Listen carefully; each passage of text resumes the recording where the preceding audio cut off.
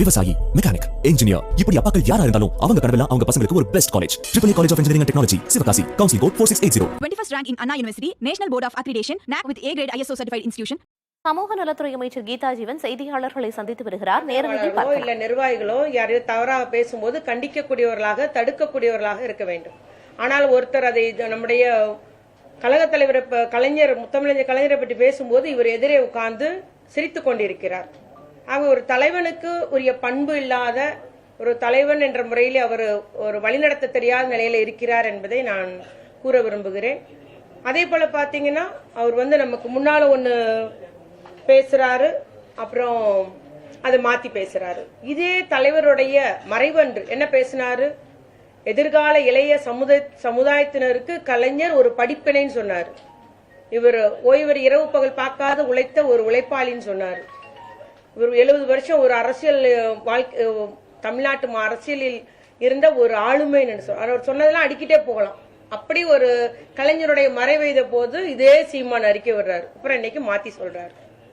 அதனால எங்களுடைய தலைவரை பற்றி கோடானு கோடி தொண்டர்கள் எங்களுடைய கட்சி தலைவர் தளபதியாருடைய கண் அசைவிற்காக தான் காத்திருக்கிறார்கள், பொறுமையாக இருக்கிறார்கள். ஆளுங்கட்சியில் இருக்கிறோம், முதலமைச்சராக இருக்கிறார்கள், அதனாலதான் பொறுமையாக இருக்கிறார்கள். அதை எண்ணிக்கொண்டு இவர் என்ன அரசியல் அவதூறுகளோ இல்ல அரசியல் ரீதியாக குற்றச்சாட்டு கூறும்போது நாங்கள் எந்த நடவடிக்கை எடுக்கல. ஆனா அருண்ன்ற ஒருத்தர் இந்த மாதிரி துரைமுருகன்றவர் ஜாதி பேரை சொல்லி இழிவாக பேசுகிறார் என்று ஒரு புகார் கொடுத்ததுனாலதான் அரசு நடவடிக்கை எடுத்து அவரை கைது பண்ணது. ஆனா ஒரு தலைவனாக இருக்கிறவர் என்ன சொல்றாருன்னா கருத்துரிமை பறிக்கப்படுதுன்றாரு. அவர் பேசிய வார்த்தை அவர் இயக்கிய சீமான் இயக்கிய தம்பி படத்துல அந்த வார்த்தையை உபயோகப்படுத்தினதுக்கு இதே சீமானவர்கள் அன்று எல்லாத்துக்கும் முன்னாலேயும் ஒரு சமுதாயத்தினர் குறிக்கிற சொல்லுன்னு தெரியாது, நான் மன்னிப்பு கேட்கிறேன், என்னுடைய வருத்தத்தை தெரிவிச்சுக்கிறேன்னு சொல்லி வருத்தம் தெரிவிச்சவர் தான். இனி இதுமேல் நடக்கான்னு வேற அன்னைக்கு சொன்னார். ஆனா மீண்டும் அதே வார்த்தையை இவர் வாயினாலையும் சொல்றாரு.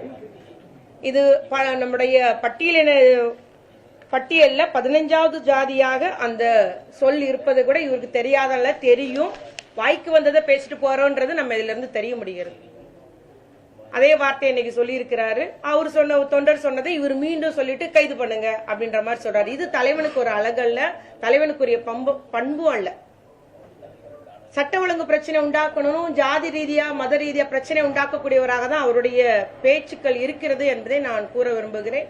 ஏன்னா ஒரு முறை பேசியிருக்கிறாரு, நம்ம எல்லாம் தேவனுடைய பிள்ளைகள் நினைக்கிறோம், இந்த கிறிஸ்தவர்களையும் இஸ்லாமியர்களும். ஆனா அவர்கள் சாத்தானுடைய பிள்ளைகளாகி நீண்ட காலம் ஆகிவிட்டது அப்படின்னு சொல்றாரு ஒரு அறிக்கையில். இப்படி இஸ்லாமியர்களையும் கிறிஸ்தவர்களையும் பழி சொல்லி பேசுகிறார். ஒரு ஈரோடு இடைத்தேர்தல் என்ன பேசினார்னா, தூய்மை பணியாளர்லாம் தெலுங்குல இருந்து வந்தவங்க, அவங்க நம்ம தமிழ்நாட்டுக்காரர்களை கிடையாதுன்னு சொல்றாரு. ஆனா தமிழ் குடின்னு பேசுறவங்க எப்படி ஒரு ஜாதி பெயரை சொல்லி இழிவுபடுத்துறான்றத இந்த மாதிரி ஜாதி பெயராலும் மதத்தின் பெயராலும் சட்ட ஒழுங்கு பிரச்சனை உண்டாக்க வேண்டும் என்பதற்காகவே உரையாடி வருகிற பேசி வருகிற சீமான் அவர்களை திராவிட முன்னேற்ற கழகம் வன்மையாக கண்டிக்கிறது.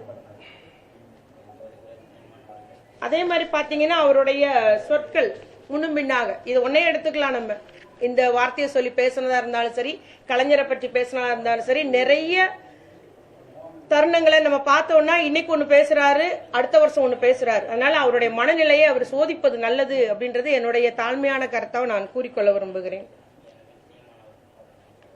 அது மாதிரி பேசுனதும் கைது பண்ணிடுவீங்களா? இது கருத்துரிமை தானே. சவுக்கு சங்கரை ஏன் கைது பண்ணீங்க, பெலிக்ஸ் ஏன் கைது பண்ணீங்கன்றாங்க. அதுல பெண் காவலர்களையும் உயர் அதிகாரிகளையும் தவறாக சித்தரிச்சு பேசுறாரு, தவறான முறையில இணைத்து பேசுகிறார். அதற்கு பெண் காவலர்கள் புகார் கொடுத்திருக்கிறாங்க.